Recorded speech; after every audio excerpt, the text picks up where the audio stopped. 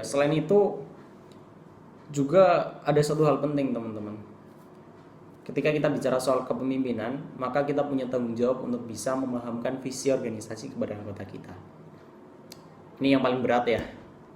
Boleh, ayo kita cek. Dari sekian banyak yang kemudian ikut kegiatan ini, berapa orang yang kemudian paham tujuan Gonimus berdiri? Berapa orang yang kemudian memahami ADART Gonimus? Ada berapa orang yang kemudian hafal tiap poin bagiannya? Dan teman-teman, ada berapa orang yang kemudian paham arah gerak Gonimus itu seperti apa?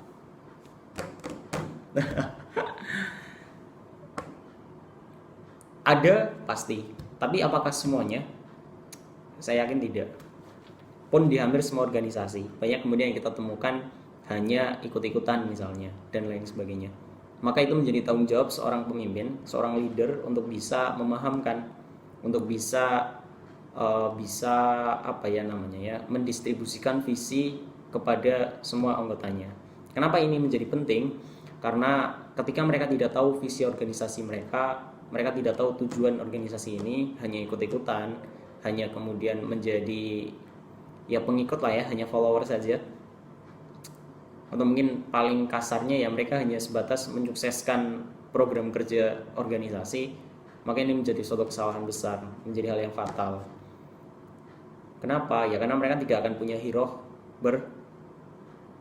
berorganisasi, mereka tidak akan punya kecintaan terhadap Gonimus, mereka tidak akan pernah punya kecintaan ke organisasi itu. Kenapa? Ya karena mereka tidak tahu.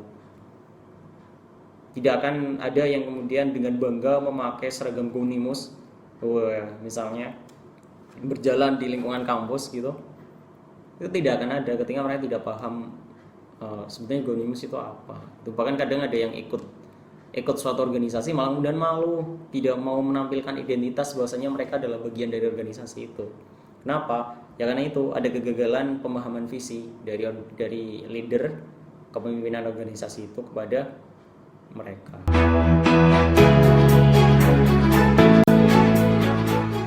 Nah, selanjutnya kawan-kawan, mungkin kita akan bicara sedikit soal teori kepemimpinan ya. Sebetulnya ada banyak sekali teori kepemimpinan, nanti bisa teman-teman baca di materi yang saya sertakan ya. Ada teori Gridman teori, ada trait teori, ada kemudian behavior teori, ada contingent teori, kemudian ada situation teori, transaction teori, participative teori, dan lain sebagainya. Teori transformasional menjadi bagian yang paling menarik bagi saya ya. Kenapa? Karena sama James Byrne, beliau mengatakan bahwasanya kepemimpinan itu bukan lahir, tapi diciptakan. Saya yakin akan ini. Kenapa? Karena betul kepemimpinan tidak lahir. Ketika kita bicara kepemimpinan itu lahir, mungkin ini akan berjalan kepada sistem kepemimpinan yang feudal ya. Misalnya kerajaan yang kemudian kepemimpinan itu turun-temurun, yang diturunkan gitu ya, karena otomatis dilahirkan, laki-laki otomatis harus jadi raja, bisa pidato atau tidak, bisa ngomong atau tidak, dan lain sebagainya. Ini bisa kita bantahkan. Kenapa? Contoh, ada satu raja Inggris yang kemudian tidak bisa pidato, teman-teman. Di era itu loh ya, tidak bisa pidato. Maka kepemimpinan tidak dilahirkan, tapi kepemimpinan diciptakan. Dan ini yang mestinya membuat kita semakin optimis, teman-teman. Bahwasanya setiap dari kita bisa jadi seorang pemimpin. Bukan bisa, malah setiap kita adalah pemimpin. Dengan cara dan gaya kita masing-masing tentunya ya, tidak bisa kita pungkiri kemudian harus sama dengan A atau mungkin harus sama dengan B. Lalu kemudian dari teori ini kemudian memperkuat apa yang disampaikan oleh Rasulullah itu tadi, bahwasanya setiap kita adalah pemimpin dan setiap pemimpin akan dimintai pertanggungjawabannya. Dan pemimpin itu tidak lahir, teman-teman, tapi pemimpin itu diciptakan. Mungkin lebih tepatnya jiwa ya. Jiwa kepemimpinan itu tidak lahir, tapi jiwa kepemimpinan itu diciptakan. Dengan apa? Dengan cara kita berlatih. Bagaimana cara kita bisa memanage suatu konflik, menyelesaikan suatu masalah, dan lain sebagainya. Dan di mana kita bisa menemukan itu? Dari mana saja gitu. Tapi memang wahana formal yang bisa kita temukan adalah organisasi. Bahkan kalau kita bicara manajemen konflik pun dengan teman sekos misalnya, satu kamar di kos, itu sudah menjadi wahana belajar yang sangat luar biasa soal leadership gitu ya. Misalnya ketika barang kita dipinjam tanpa bilang, kemudian beberapa akan menanggapi dengan ribut, "Woi, barang mana?" dan lain sebagainya gitu kan. "Woi, hilang," dan lain sebagainya misalnya. Nah, tapi ketika yang dewasa, maka dia akan bisa memanage emosinya, yang kemudian di situ sebetulnya kita juga sedang belajar kepemimpinan diri sendiri. Sebenarnya nanti konsep yang akan lebih masuk adalah soal manajemen diri ya, soal itu. Tapi itu adalah proses pembelajaran bagaimana kita bisa menjadi pemimpin. Dengan cara apa? Yaitu tadi, memimpin diri sendiri saja dulu. Ketika kita belum tuntas dengan diri sendiri, bagaimana kita bisa memimpin orang lain. Tapi kalau kemudian itu dijadikan alasan, saya tidak mau jadi pemimpin, soalnya saya belum tuntas dengan diri sendiri, lah lantas akan kapan kita akan menjadi pemimpin? Maka itu menjadi dua instrumen yang harus berjalan berdampingan. Di sisi lain kita juga harus belajar untuk bisa memimpin diri sendiri. Kalau kemudian didaulat sebagai seorang pemimpin, maka mau tidak mau dia juga harus belajar untuk bisa memimpin orang lain. Dengan cara seperti apa? Dengan cara dan gaya masing-masing. Dengan tipe-tipe kepemimpinan yang sudah saya sampaikan tadi, ada yang otoriter, ada yang sangat partisipatif, demokratif, dan ada yang sangat delegatif misalnya, ada yang sangat birokratis misalnya, dan lain sebagainya. Maka kemudian kita harus bisa memformulasikan diri kita untuk bisa menjadi seorang pemimpin yang ideal. Ideal menurut siapa? Tidak hanya menurut kita, tapi juga menurut orang lain. Tapi bukan berarti kemudian kita harus mengikuti apa saja yang diomongkan orang lain, ya tidak. Tapi kemudian kita tidak kemudian bebal, tidak menerima kritik dan saran misalnya. Jangan sampai seperti itu. Saya kira itu ya kawan-kawan. Karena kalau kita bicara hal yang sifatnya teoritis, maka kita akan bicara sifat kepemimpinan misalnya. Kalau kita mau bicara soal sifat kepemimpinan profetik ya, yang merujuk kepada Rasul, maka semuanya sudah ada itu. Staff, sidik, tablik, amanah, fatonah misalnya. Kemudian pemimpin yang ideal seperti apa, dan lain sebagainya. Jika tatarannya hanya teoritis, maka bisa teman-teman temukan di berbagai macam buku di luar sana gitu ya. Mungkin referensi yang bisa saya sampaikan beberapa, ada Islam dan Sekulerisme punya Muhammad Nauqib Alatas misalnya, atau kemudian bisa baca teman-teman Pedoman Hidup Islami Taqiyuddin An-Nabhani misalnya, atau mungkin tulisan-tulisan Sayyid Qutb juga boleh.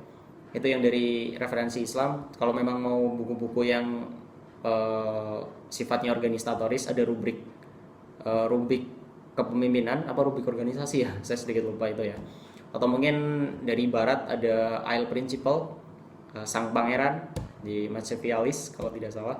Itu bisa teman-teman cari, yang dimana di situ semuanya bicara soal teori-teori kepemimpinan.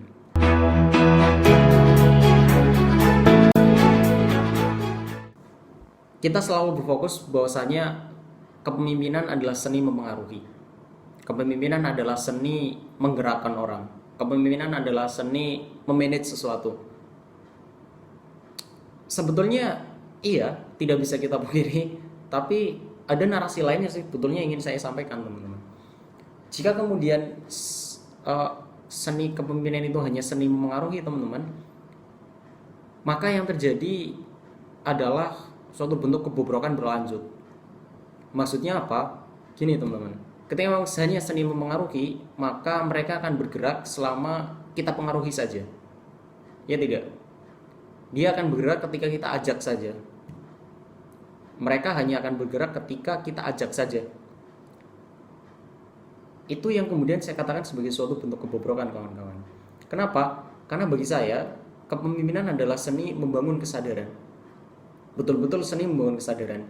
Jadi kepemimpinan itu tidak sebatas agitasi dan propaganda. Seni kepemimpinan itu bukan sebatas seni mempengaruhi dan seni melakukan propaganda sehingga mereka mau ikut dengan kita, tidak. Karena kalau hanya itu yang terjadi, mereka hanya akan bergerak ketika ada kita. Ketika ada saya misalnya, ketika ada si A misalnya, ketika ada si B misalnya. Tapi kalau yang terjadi adalah kepemimpinan adalah seni membangun kesadaran, maka dimanapun dia, kapanpun dia, bersama siapapun dia akan terus bergerak ke arah kebaikan kawan-kawan. Maka perlu kita geser paradigma kita bahwasanya kepemimpinan bukan hanya soal seni mempengaruhi, seni mengajak, seni memanage, tapi lebih dari itu, kepemimpinan adalah seni membangun kesadaran kawan-kawan. Iya betul, kalau menurut saya adalah seni membangun kesadaran. Karena kalau kesadaran yang terbangun, dia akan mau bergerak dimanapun, kapanpun, dan bersama siapapun. Beda lagi ketika organisasi membangun kenyamanan. Lah, ini masalah utama jiwa kepemimpinan yang saat ini merebak gitu ya. Kita akan menghadirkan suatu wadah yang sangat nyaman untuk adik-adik kita misalnya, untuk anggota-anggota kita misalnya. Tapi kita tidak memikirkan bahwasanya mereka akan mau bergerak atau tidak ketika kita sudah tidak ada di situ. Kalau kemudian hanya kenyamanan yang dibangun kawan-kawan, maka mereka akan menghilang. Betul, mereka akan menghilang ketika sudah tidak ada kenyamanan. Tapi ketika kita bicara soal kesadaran, mau nyaman, nggak nyaman, mau susah, mau sakit, dan lain sebagainya, mereka sadar kalau mereka punya organisasi. Dan ini yang perlu kita bangun, saya kira. Ini perlu kita bangun, perlu kita ubah ya paradigma kita soal kepemimpinan, bahwa kepemimpinan nggak cuma soal memengaruhi gitu, nggak cuma soal menyelenggarakan aktivitas, tapi kepemimpinan adalah seni membangun kesadaran. Ini yang paling penting.